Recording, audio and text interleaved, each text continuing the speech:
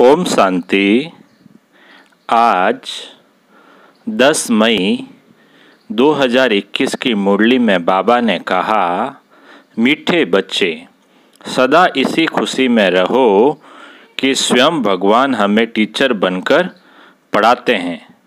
हम उनसे राजयोग सीख रहे हैं, प्रजा योग नहीं। प्रश्न है आज का मुरली का, इस पढ़ाई की खूबी कौन सी है? तुम्हें कब तक पुरुषार्थ करना है?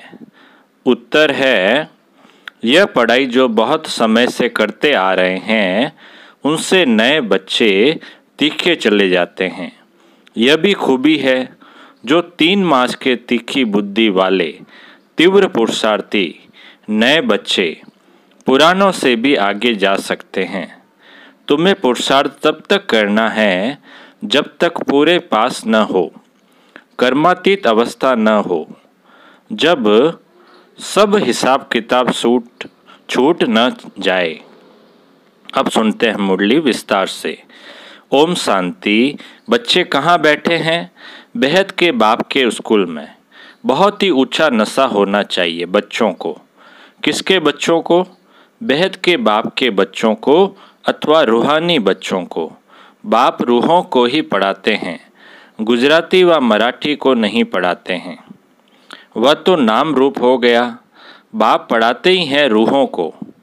तुम बच्चे भी समझते हो, हमारा बेहद का बाप वही है जिसको भगवान कहते हैं।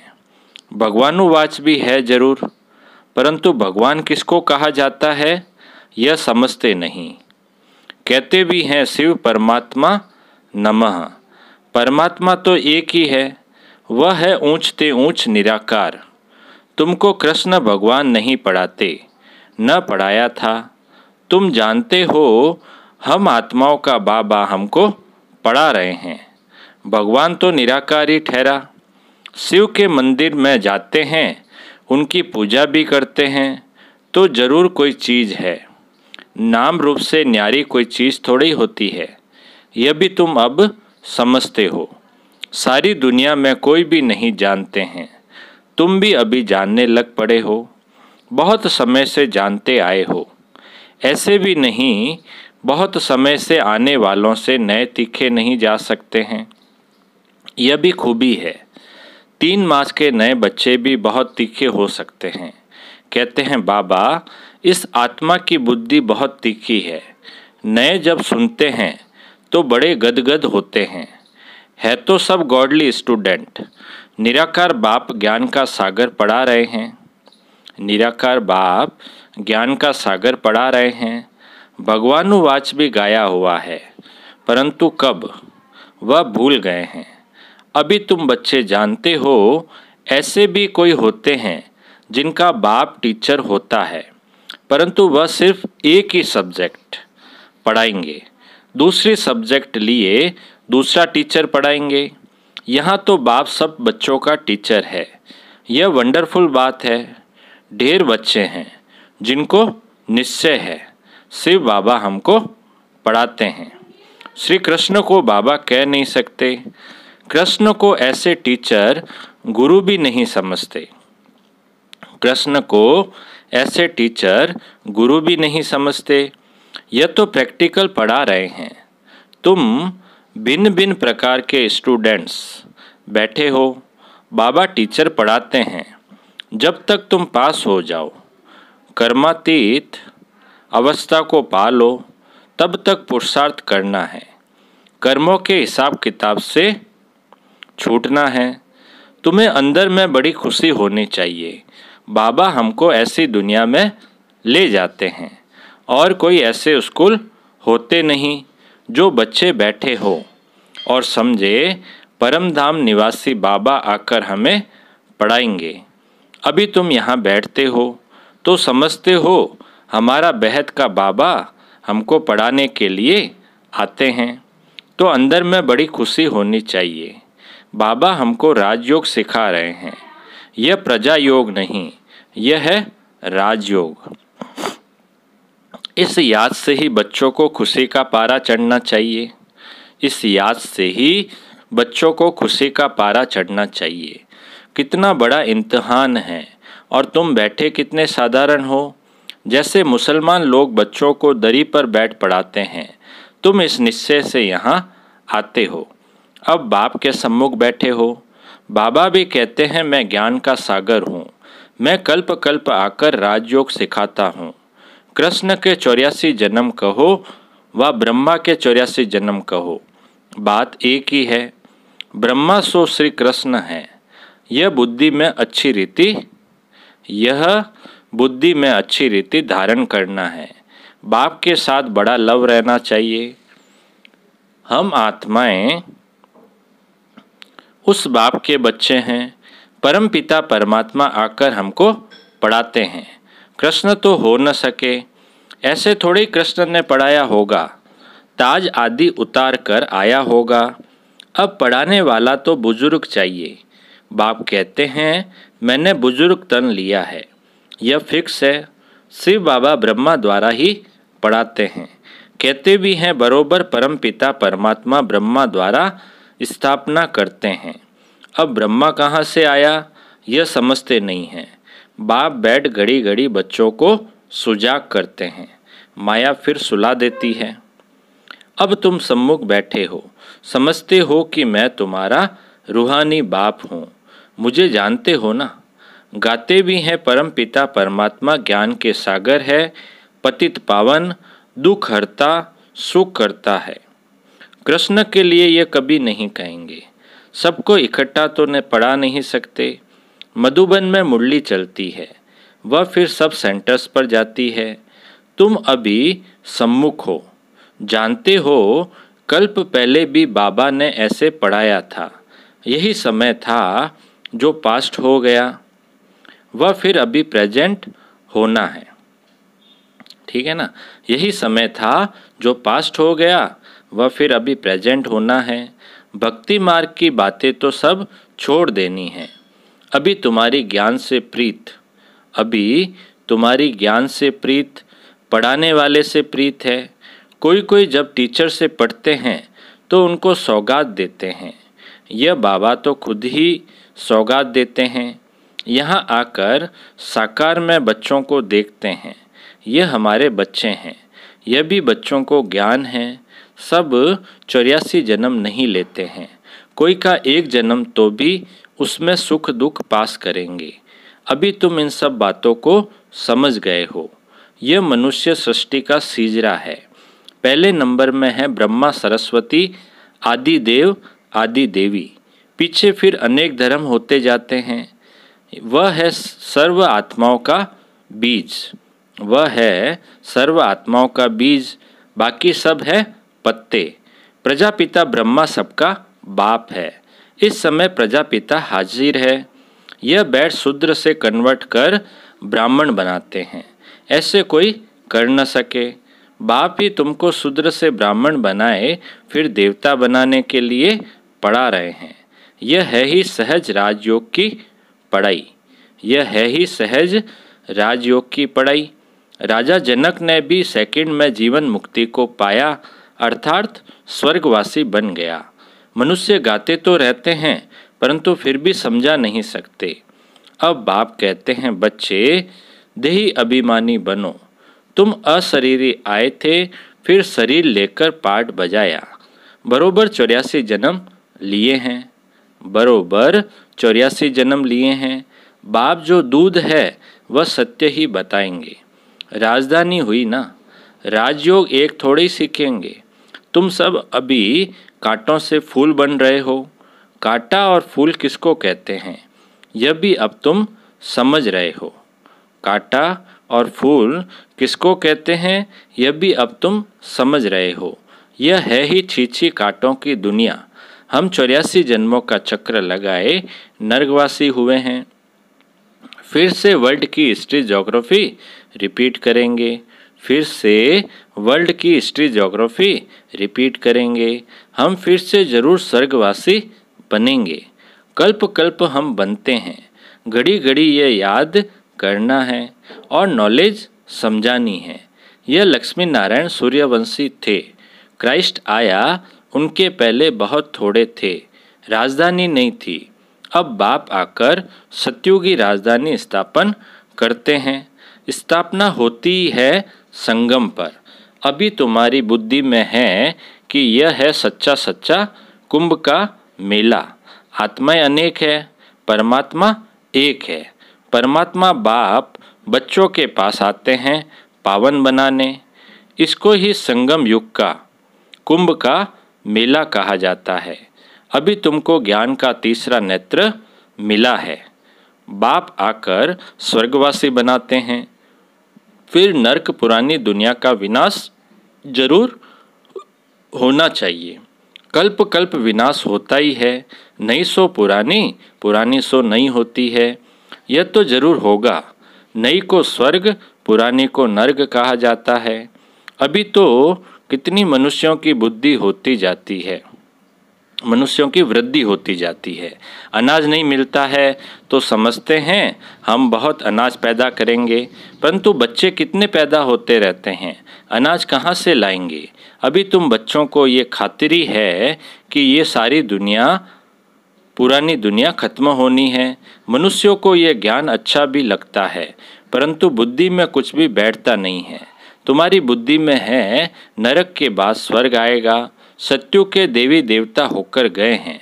यह लक्ष्मी नारायण भारत के मालिक थे। चित्र है, सत्युग में है आदि सनातन देवी देवता धर्म। अभी अपने को देवता धर्म के कहलाते नहीं हैं, उसके बदले हिंदू कह देते हैं। बच्चे अच्छी तरह जानते हैं कि हम यह देवी देवता बन रहे हैं।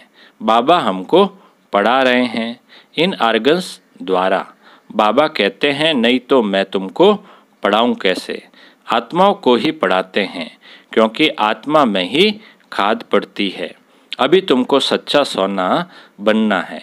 गोल्डन एज से सिल्वर एज में आए, अर्थात चांदी की खाद पड़ने से तुम चंद्रवंशी बन जाते हो। सत्युग में गोल्डन एज में थे, वही फिर नीचे उतरते हैं, फिर वृद्धि भी हो जाती है। अभी तुम्हारी बुद्धि में है हम गोल्डन सिल्वर कॉपर आयरन में 84 का चक्र लगाकर आए हैं। अनेक बार ये पाठ बजाया है। इस पाठ से कोई भी छूट नहीं सकता है। वो कहते हैं हमको मोक्ष चाहिए, लेकिन वास्तव में तंग तो तुमको होना चाहिए। 84 का चक्र तो तुमने लगाया है। मनुष्य तो समझते हैं आना और जाना होता ही रहता है, इनमें क्यों न हम छूटें, परंतु यह तो हो न सके। गुरु लोग भी कह देते हैं तुम मोक्ष को पाएंगे। ब्रह्म को याद करो तो ब्रह्म में लीन हो जाएंगे। ब्रह्म को याद करो तो ब्रह्म में लीन हो जाएंगे। अनेक मत मतांतर भारत में ही हैं और कोई खंड में इतने नहीं हैं। ढेर की ढेर मत है, एक न मिले दूसरे से। रिद्धि सिद्धि भी बहुत सीखते हैं, कोई केसर निकालते, कोई क्या। इसमें मनुष्य बहुत खुश होते हैं। यह तो है स्पिरिचुअल नॉलेज। तुम जानते हो स्पिरिचुअल फादर है, तुम जानते हो स्पिरिचुअल फादर है। हम आत्माओं का बाप, रूहानी बाबा रूहों से बात करते हैं। सत्यनारायण की कथा आकर सुनाते हैं, वह अमर कथा सुनाते हैं, जिससे अमर लोक का मालिक बनाते हैं। नर से नारायण बनाते हैं, फिर कौड़ी मिसल बन पड़ते हैं। अभी तुमको हीरे जैसा अनमोल जन्म मिला है, फिर कौड़ियों पिछाड़ी क्यों गवाते हो। यह दुनिया ही बाकी कितने वर्ष होगी, कितने लड़ाई झगड़े होते रहते हैं, सब खत्म हो जाएंगे। मौत सामने खड़ा है, फिर इतने लाख करोड़ कौन बैठ खाएंगे। क्यों नहीं इनको सफल करना चाहिए। यह रूहानी नॉलेज खोलने से मनुष्य एवर हेल्दी, वेल्दी, हैप्पी बन जाते हैं। सो भी यह कंबाइंड है, हॉस्पिटल और यूनिवर्सिटी।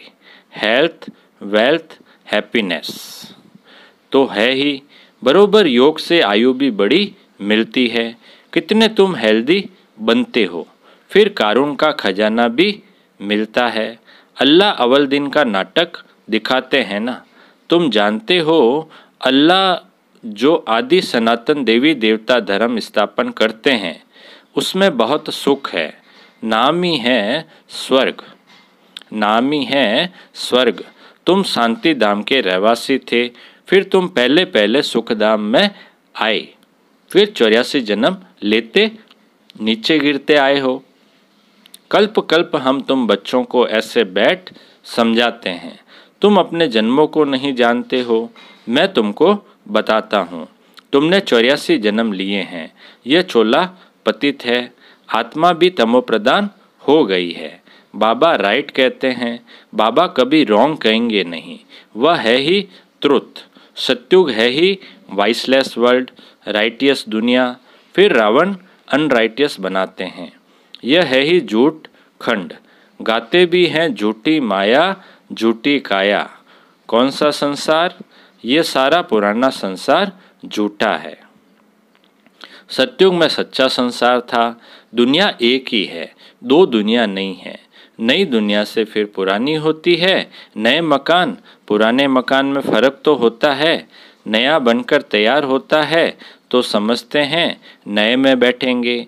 यहाँ भी बच्चों के लिए नया मकान बनाते हैं। बहुत बच्चे होते जाएंगे। तुम बच्चों को तो बहुत खुशी होनी चाहिए। बाप कहते हैं, मुझ ज्ञान सागर के बच्चे सब काम चिता पर बैठ बेचारे एकदम जल गए हैं। अब फिर उनको ज्ञान चिता पर बिठाते हैं। ज्ञान चिता पर बिठाए स्वर्ग का मालिक बनाते हैं। काम चिता पर बैठने से बिल्कुल ही काले बन गए हैं। कृष्ण को श्याम सुंदर नाम दिया है, परंतु अर्थ कोई समझ नहीं सकते। अब तुम क्या से क्या बनते हो? बाप कौड़ी से हीरे मिसल बनाते हैं, तो फिर इतना अटेंशन देना चाहिए। बाप को याद करना चाहिए। याद से ही तुम स्वर्ग के मालिक बनेंगे। अच्छा बाप दादा बोले, मीठे मीठे सिकी लदे बच्चों प्रति मात पिता बाप दादा का याद प्यार और गुड मॉर्निंग। रूहानी बाप की रूहानी बच्चों को नमस्ते। हम रूहानी बच्चों की रूहानी बाप दादा को याद प्यार, गुड मॉर्निंग और नमस्ते नमस्ते नमस्ते। सदा रहेंगे हंसते हंसते, बन जाएंगे फरिश्ते। वाह बाबा वाह, वाह मेरा भाग्य।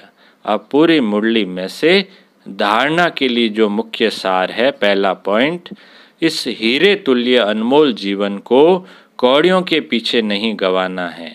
मौत सामने खड़ा है, इसलिए अपना सब कुछ रूहानी सेवा में सफल करना है। दूसरा पॉइंट है धारणा का, पढ़ाई और पढ़ाने वाले से सच्ची प्रीत रखनी है। भगवान हमको पढ़ाने आते हैं, इस खुशी में रहना है। अब मीठे बाबा का मीठा मीठा वरदान है, अधिकारीपन की स्मृति द्वारा सर्व शक्तियों का अनुभव करने वाले प्राप्ति स्वरूप भव। अधिकारीपन की स्मृति द्वारा सर्व शक्तियों का अनुभव करने वाले प्राप्ति स्वरूप भव। विस्तार है, यदि बुद्धि का संबंध सदा एक बाप से लगा हुआ रहे तो सर्व शक्तियों का वर्षा अधिकार के रूप में प्राप्त होता है। जो अधिकारी समझकर हर कर्म करते हैं, उन्हें कहने व संकल्प में भी मांगने की आवश्यकता नहीं रहती। यह अधिकारीपन की स्मृति ही सर्व शक्तियों के प्राप्ति का अनुभव कराती है। तो नशा रहे कि सर्व शक्तियाँ हमारा जन्म सिद्ध अधिकार है। अधिकारी बन करके चलो तो अधीनता समाप्त हो जाएगी। स्लोगन है, स्वयं के साथ साथ प्रकृति को भी पावन बनाना है तो संपूर्ण लगाव मुक्त बनो। स्वयं के साथ साथ प्रकृति को भी पावन बनाना है तो क्या करना है? तो संपूर्ण लगाव मुक्त बनो। अच्छा, ओम शांति।